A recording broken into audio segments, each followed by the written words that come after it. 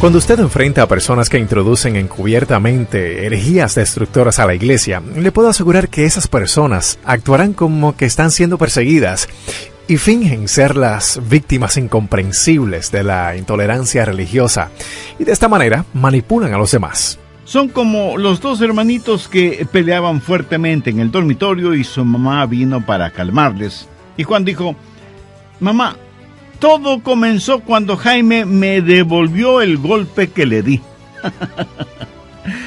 Y así son muchas personas que traen doctrinas heréticas a la iglesia. Y si usted no las acepta, entonces usted es el causante de la división, porque usted es quien tiene una mente cerrada. Hoy en el mundo abundan los profetas, los apóstoles, los predicadores y líderes que no son más que mercaderes espirituales, creyentes falsificados. Solo tienen apariencia de ser reales, pero son más falsos que un billete de $3. Amigos, gracias por sintonizar esta nueva edición de El Amor que Vale. Mi nombre es Irving Ravelo. Recuerde que es terrible decir una mentira y enseñar una mentira acerca de Dios, porque usted puede causar que un alma se vaya a la perdición eterna. Hoy en nuestro programa, el Dr. Adrián Rogers, en la voz del pastor Lenín de Llanón, nos entrega la primera parte de su mensaje, ¿Cómo detectar al falso? Tenga la bondad de buscar 2 de Pedro, el capítulo 2. Estuve leyendo en una revista un artículo intitulado «Alta tecnología en las falsificaciones». Con la tecnología sofisticada tan disponible para todos en nuestros días, ¿puede un nuevo diseño del dólar detener la invasión de dinero falsificado? Hace algunos años atrás, uno tenía que ser un verdadero dibujante, artista, grabador e impresor para producir un producto de calidad. Pero ahora estamos viendo un dramático aumento en excelentes falsificaciones sin prácticamente tener ninguna habilidad para hacerlo. Esta es una fracción del artículo de la revista. Así que, ¿quién sabe la clase de billetes que tenemos en nuestros bolsillos ahora mismo? A lo mejor usted no tiene tanto dinero como pensaba. A lo mejor lo que tiene sea solo dinero falsificado. Y con todo lo malo que eso puede ser, ni siquiera se aproxima a lo malo que es tener una fe falsificada, una fe que no es real. Así que en este estudio bíblico, ¿cómo detectar algo falsificado?, no estaré hablando de dinero falsificado, sino de falsos profetas, pastores, apóstoles y maestros. Bien. Veamos 2 de Pedro capítulo 2, empezando en el primer versículo. Pero hubo también falsos profetas entre el pueblo, como habrá entre vosotros falsos maestros, que introducirán encubiertamente herejías destructoras, y aún negarán al Señor que los rescató, atrayendo sobre sí mismos destrucción repentina. Y por avaricia harán mercadería de vosotros con palabras fingidas. Sobre los tales, ya de largo tiempo la condenación no se tarda, y su perdición no se duerme. Hoy vamos a mirar este asunto de falsos creyentes, apóstoles, pastores, profetas y predicadores. Nuestro mundo hoy está lleno de peligrosas y condenables herejías. La necesidad en estos días es de un auténtico cristianismo bíblico. En la Biblia no hay crimen mayor que el ser un profeta falso. De hecho, un profeta falso en el Antiguo Testamento tenía que morir. Busque Deuteronomio 18:20. El profeta que tuviere la presunción de hablar palabra en mi nombre, a quien yo no le haya mandado hablar, o que hablare en nombre de dioses ajenos, el tal profeta morirá.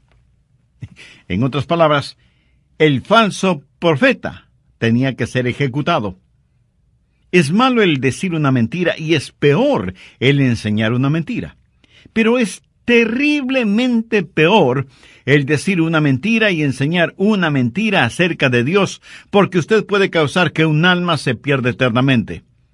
La Biblia llama a esto una herejía condenable. Y yo quiero que vea tres cosas al referirnos a falsos profetas, maestros, apóstoles y predicadores.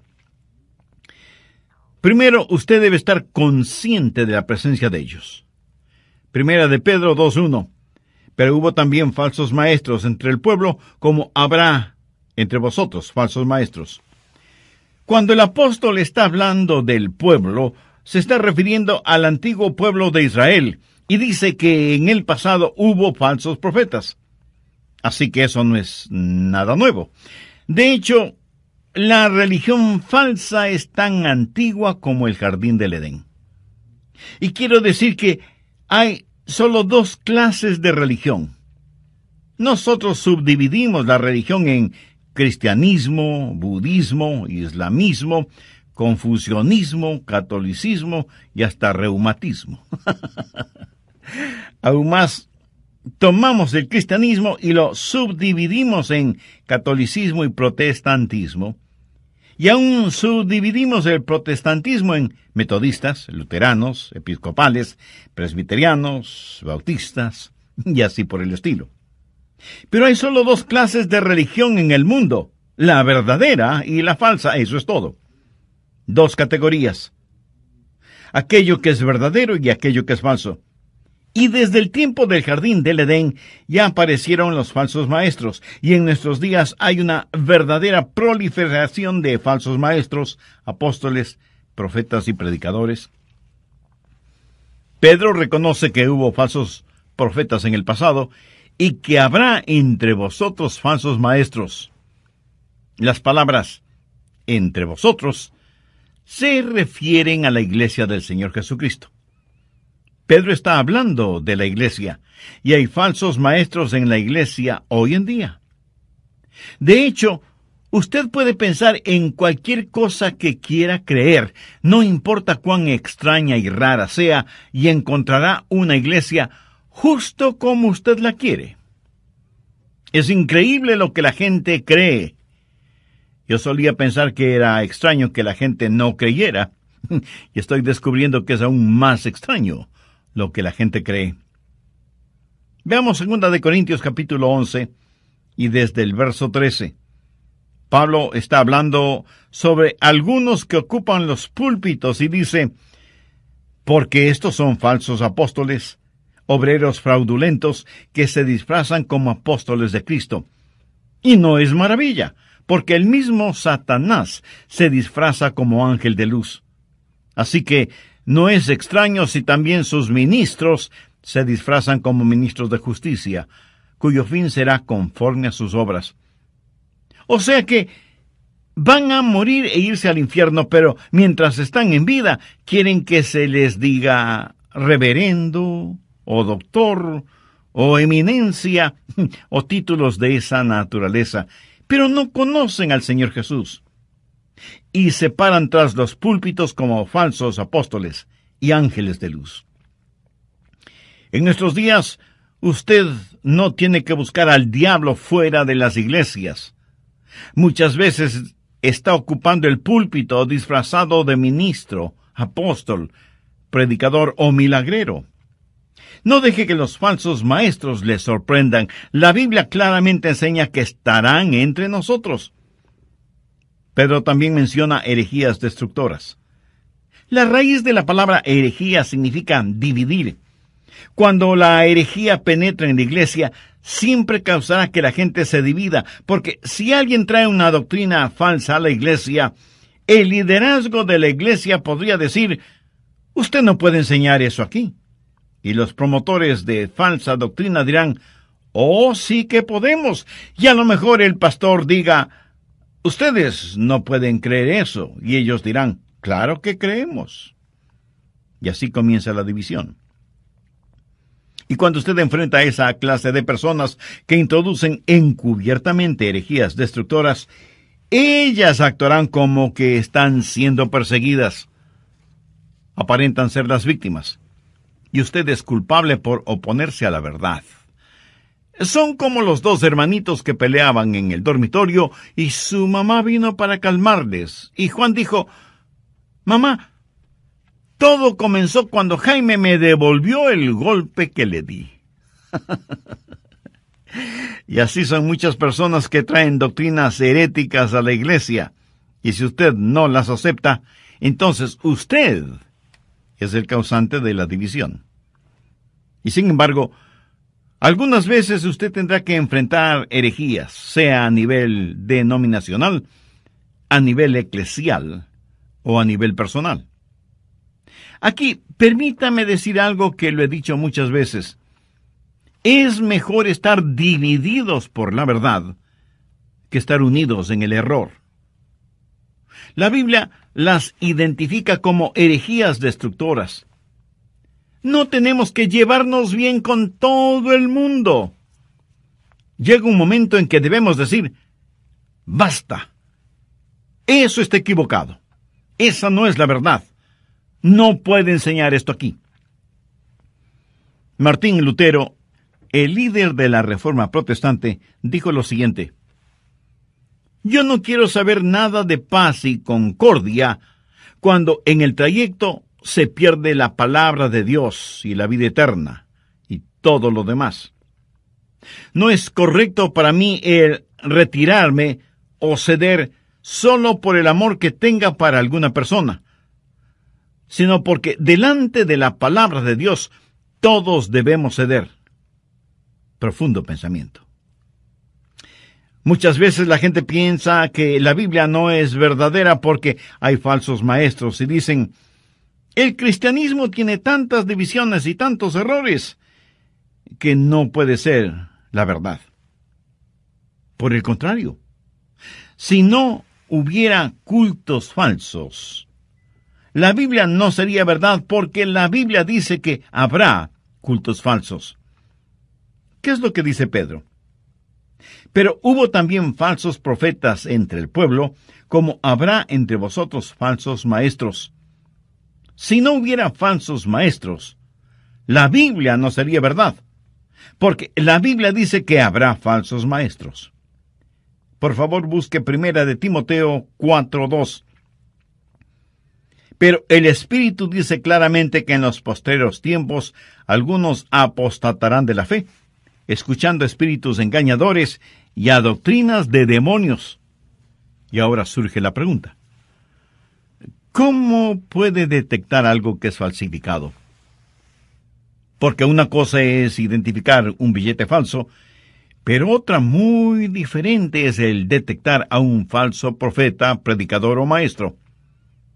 Bien, permítame darle 5 pruebas con las cuales puede enfrentar a cualquier predicador, profeta o maestro sobre la faz de la tierra para saber si es genuino o falsificado. Primero, la prueba del origen. ¿Cuál es la base, el fundamento, la fuente o el origen de su enseñanza? ¿Tiene otras revelaciones aparte de la Biblia? Por ejemplo, alguien puede venir a su puerta y decir, nosotros aceptamos la Biblia como la palabra de Dios, pero también aceptamos a José Smith como profeta. Lo que ellos quieren hacer es poner otro fundamento junto a la palabra de Dios. Pero Dios dice que no debemos ni añadir, ni quitar, ni enmendar, ni reinterpretar nada de su palabra. Para ellos, el origen de lo que creen es la palabra de Dios. ¿Tienen alguna otra revelación aparte de la Biblia? Segundo, la prueba del Salvador. ¿Creen ellos que Jesucristo es el Mesías, el Hijo de Dios nacido de una virgen, coigual y coeterno con Dios el Padre? El otro día vinieron a mi casa unos testigos de Jehová, y yo me porté con ellos muy bondadosa y cortésmente, y cuando empezaron a hablar les dije, antes de que digan algo más, quiero hacerles una pregunta. ¿Adoran ustedes al Señor Jesucristo? Ellos respondieron, creemos que Jesucristo es el Hijo de Dios. Les dije, me alegra escuchar eso, pero yo pregunté si adoraban al Señor Jesucristo. Y ellos contestaron, bueno, le damos a Él alabanza y honor. Oh, eso suena muy bien, pero ¿adoran ustedes al Señor Jesucristo? Y dijeron, nosotros le reverenciamos. Les dije, amigos, Yo quiero que sencilla y claramente respondan a mi pregunta. ¿Adoran al Señor Jesucristo? Y ellos contestaron, no. Y les pregunté, ¿y por qué no? La Biblia está llena de adoración a Jesucristo. Los evangelios relatan cómo sus seguidores le adoraron. Ahora, si Él no es Dios, por supuesto que no debe ser adorado, pero si Él es Dios, debe ser adorado. Ellos dijeron, discúlpenos, pero debemos irnos. Y más rápido de lo que vinieron, se fueron. La verdad es que yo quería que se queden porque quería mostrarles con la palabra de Dios que Jesucristo debe ser adorado. Pero claro, si Él no es Dios, no debe ser adorado. Porque la Biblia dice, al Señor tu Dios adorarás, y a Él solo servirás. Tercero, la prueba de la persona. Es la fuente primaria de sus enseñanzas el Evangelio de Jesucristo. Pablo dijo en 1 Corintios 2:2, pues me propuse no saber entre vosotros cosa alguna, sino a Jesucristo, y a este crucificado. Todo lo demás se deriva de esto, o concluye en esto. Esta es la base, el fundamento. Toda la Biblia es acerca de las buenas nuevas del Evangelio de Jesucristo. El Antiguo Testamento profetiza que alguien vendrá. El Nuevo Testamento certifica que ese alguien vino. Y el libro de Apocalipsis dice que ese alguien vendrá otra vez. Y ese alguien es el Señor Jesucristo. Él es el héroe de la Biblia. La Biblia tiene un tema, la salvación. Tiene un héroe, Jesús. Tiene un villano, Satanás. ¿Qué clase de persona es la que ellos representan? ¿Cuál es su motivación? ¿Quieren hablar de lo que ellos llaman la verdad del reino? ¿O de lo equivocada que está la cristiandad? ¿O temas de ese estilo? ¿O quieren hablar de la predicación del Evangelio de Jesucristo, que es el Evangelio de salvación por gracia, por medio de la fe? Pablo, escribiendo a los Gálatas, les dijo, mas si aún nosotros o un ángel del cielo os anunciare otro evangelio diferente del que os hemos anunciado, sea anatema. Literalmente la palabra anatema significa condenación, maldición. Y alguien pensará que esa es una expresión muy dura. No es ser duro si yo le digo a alguien, usted no puede enseñar algo que va a guiar a la gente al infierno. Amigo, aquí no estamos hablando de las preferencias en cuanto al color de las paredes, o si en las papas necesitan más sal, o qué sabor de helado le gusta más. No. Estamos hablando del destino eterno de los seres humanos. Cuarto, la prueba de la salvación.